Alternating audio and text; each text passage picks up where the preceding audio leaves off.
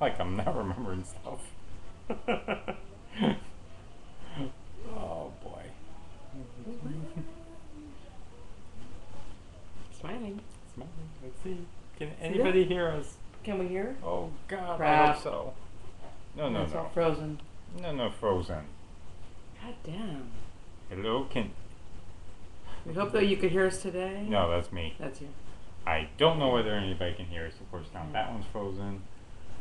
I'll start that. Yeah, I'm hoping. Because I've done everything I can. Can you hear me? Of course, there's nobody logged in who can do this. Hello. Well, start talking. start. Assume that they Yeah. can. Okay. Hi, this is Lee and Paul from coupledom.com. We're doing relationship rehab. Mhm. And we've had a lot of technical difficulties. Yeah. Our wonderful tech man That's me. Mm-hmm. spent hours yesterday playing with this, and I actually brought my computer into a place to fix it, and they looked at it and said, there's nothing wrong with it. Right, it's working fine. So I'm hoping. no, it's not Bring doing it up. Bring up the volume a lot and just say. Oh yes, it's Okay. working. Oh yeah. We've got sound. Okay. Yay! Okay, so we're not touching anything. No, I am not. Here. We're going No to touch. move it to there. There we go. I told you not touch. I have to touch a little. Okay. So, and of course, none of our friends are going to show up because we're like, hey, can't hear them anyway. That's right. But you know what? I speak very clearly with my mouth. You learn to do as a therapist. That's right. So you can read your lips. Read my lips. Plus, I do that a lot because I'm a very aggressive therapist, as you probably figured that out. Anyway, so yesterday we tried starting our new show, Making the Move with Coupledom, here on Mingle Media at noon. And we had, the only thing that we didn't have was locusts. Yeah, I mean, I that was was looking for pretty a much- lightning strike or something Yeah. because It sucked. every system error that I could possibly get all happened at once. So then he spent the rest of the day cursing his computer. Yeah, sulking. And Still sulking. yeah. And saying things like, "Rah, rah, rah." Yeah, And- there's a lot of muttering and stuff. and I, of course- Excuses, I know. I, of course, walk away. Yeah. I don't say anything. I'll just do things like, anything else, honey? I take Want something to this drink, honey? horribly personally. Yeah. Very personally. I have nothing to say. I can't even do the whole, hey, don't worry about it. Hey, nothing. I just walk away. And this happened last week. We tried doing this. Last week we tried doing this show in the car, and his computer, the only thing it didn't do was smoke at the end because it was like, psh. And I think that's where things started. Yeah, I'm pretty sure that's Oh, probably shaking what- fists at technology, I do that all the time. Well, the thing is that you need to understand the background. You see, my husband has been playing with computers since the 70s. So when I have a picture of him where he kind of looks like, what is his name? Jeff Lynne, the guy who sings for ELO. He's got long permed hair, a bad porn mustache, and he's turned around and he's got a green screen. Yeah. It's a TV and like this big bulky keyboard in front of it. That's him from the late 70s, early 80s. That was my first computer. It was a Mattel. So when the tech thing, this isn't something new to this man. He was doing this instead of going to prom, kissing girls, and growing up. So this is a big deal. This man computers have been a big chunk of his life, of his adult life. Yeah. So when they fuck with me, I get pissed. How dare you? Yeah, these are, he used to say things like, this is a good story about Paul, to give you an idea of how Paul, it's like we all have our what we would call our confidence zones, Paul's confidence zone has always been computers. Yeah. And in fact, when we were married, we were like newlyweds. We were both like laid off within a week of each other, like 9 months after we got married. And he was working aerospace back then, baby burners, as I like to call them. He was making like missiles and crap like that. Yeah. And I was working with child abuse. So it's like we had really fun jobs. And so he decides, I'm just going to go into computer stuff. I'm going to, pick up some money doing computer stuff. That's always my go-to job. And I'm like, well, doing what? And he goes, well, I don't know.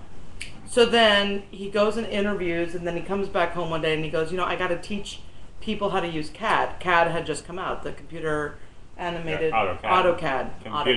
Computer assisted drafting. Right. It had just come out. And so they're like, well, can you teach it? And he's like, yeah, of course I can. And so I'm like, great, and they're going to pay me a lot of money. Great, fantastic. Can you do this? And he goes, I don't know. I've never seen it before. And so he gets the manual, like in 5 minutes, he goes, oh, okay. That was it. And then he actually taught a class for 6 months, and it was for, it was a big company. Magnavox. Yeah, Magnavox. Yeah. TVs and stuff. Teaching engineers AutoCAD. So that's the kind of understanding he had with software and stuff like that. So when anything happens with his computer, it's like, you're not allowed to do that. See, Paul is the, if you remember on SNL, Jimmy Fallon would do this, move, the computer geek. That's him. I understand him. He understands him so well because one, he has to have his cup of coffee. Mm-hmm. No, he doesn't. No. He starts with move, right. And then he does something, and then he walks away, gets a cup of coffee, comes back, takes a sip, puts button. People would pay him to install things. I love that. That was one of my favorites. But anyway, okay. We're just happy that it's working today. Yeah. So this has been we've been writing about feelings for the last couple of weeks. We haven't written a lot. We've had a lot of feelings going on, a lot of stuff going on. But I don't want to talk about the move stuff because that's all for the other show. Yes. So I promise next week you'll get to see what we taped, which was really good stuff. I think we only got to show some of it. We got to show you and me. Yeah. But you missed the kids. Mm-hmm. And the kids were really good. And I'm so proud of my kids. So next week there'll be more stuff. I'm going to try to get an interview in with at least one of my family members. Uh-huh. That should be fun. That should be enough to people up. So that's going to be good. Mm-hmm. So what's going on today? Well, let's see. Well, everybody knows what's going on today. Today, the royal wedding took place, and I want to give my 2 cents, and Paul wants to give his 2 cents on this because it really it talks about what we're talking about today. So that's going to be in the show today because it's part of what we're talking about. She has a lot of feelings. I have lots of feelings about this.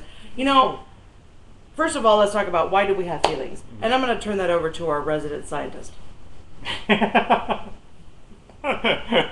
Why do we have feelings? It's an interesting question because we don't know. That's not him personally, but like everybody doesn't know. Right, science in general. Yeah. There's not a lot of consensus. There's a chunk of research on it.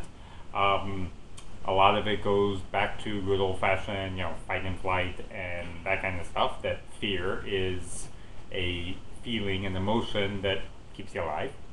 So it's kind of hardwired into your body. Right now, the current theory is part of the cognitive process. It's all part of thinking. Right. You start with a feeling, and it kind of flows to a rational decision in the future.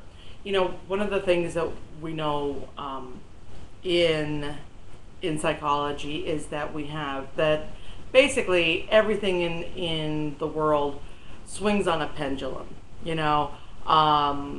When this whole thing started, when we started talking about the psyche and everything else, everybody was very Freudian. So, swing to the right, and everybody is motivated by sex, and everybody's motivated by their urges, and we have, everybody's talking about their ego and their super ego and their id, and we are just these little bundles of impulse. Okay, that's on that side.